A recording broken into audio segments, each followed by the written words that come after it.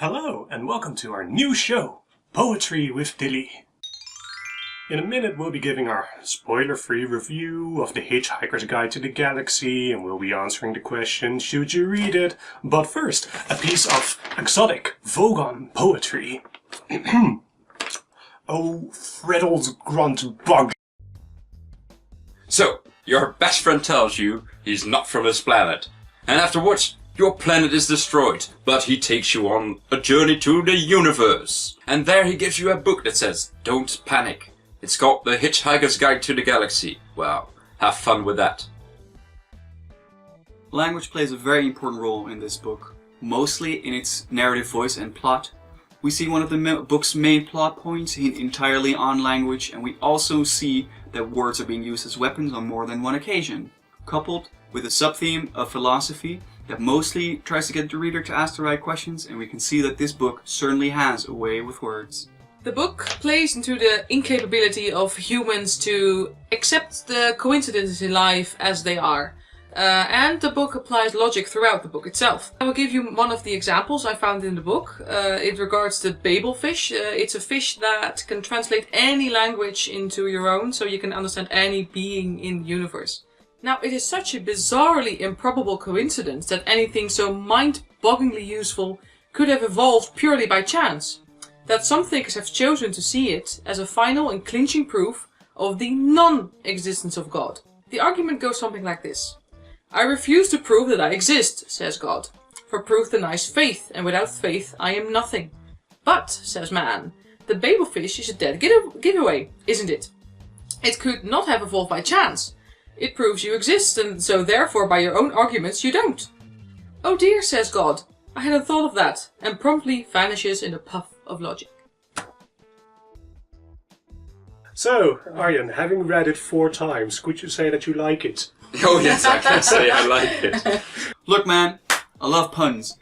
And this book has what was probably my favorite pun ever. So, I mean, it's a win in my book. The story is clever, the writing is good, characters are fleshed out enough for what the story wants. And like the setting and things are just kind of unique. And this book is very clever. If you like comedy, pick this book up. If you like language as well. My main gripe with this book is that there's no real story or conflict. Things just sort of occur. I rate my personal enjoyment of this book a 9. Although if I'd have to be objective to some degree, I would probably rate this book a 7. Yeah, pick it up. You can tell it's sarcasm and some kind of sober view on things as well. It's like a combination of things and yeah. This book is for me the epitome of British humor, and I happen to love British humor.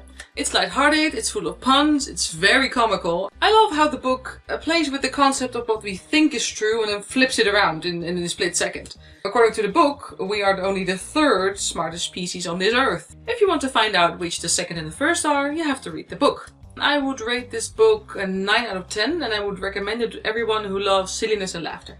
With my blurgle crunch and see if I don't.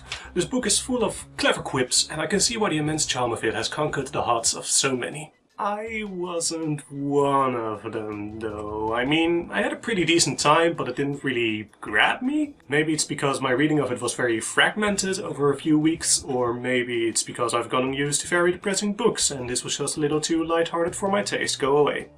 But if you like British silliness, this will at least conjure up some smiles, even if it's not a very substantial story. For now, I rate my enjoyment a 7, but that would probably be a higher grade if I gave it a second chance. To whom do you see yourself recommending this book? Everybody, because it's a really funny book. I really love this book. It has all the comedy I like, all the British comedy I like, and it's sci-fi. Douglas Adams knows how to make you laugh, or at least he knows how to make you chuckle. I rate it 9 out of 10. And don't forget your towel. Everyone should try it at least once. If you're looking for a good laugh, pick up Hitchhiker's Guide to the Galaxy. It's quite different from the film, so there's really a lot of new jokes to explore.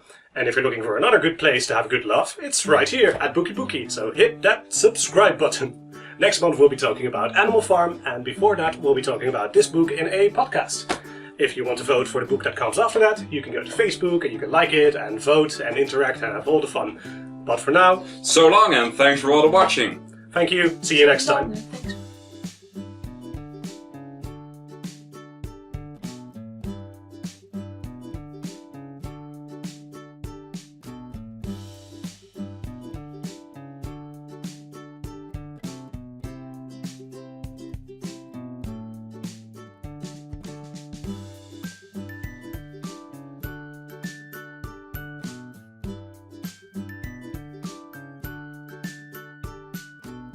So, if you're looking for Okay. What did you do there? What did you do there? So if you're looking for... For me? I'm just here. You don't have to be looking for me. I'm sitting right here in this chair beside you.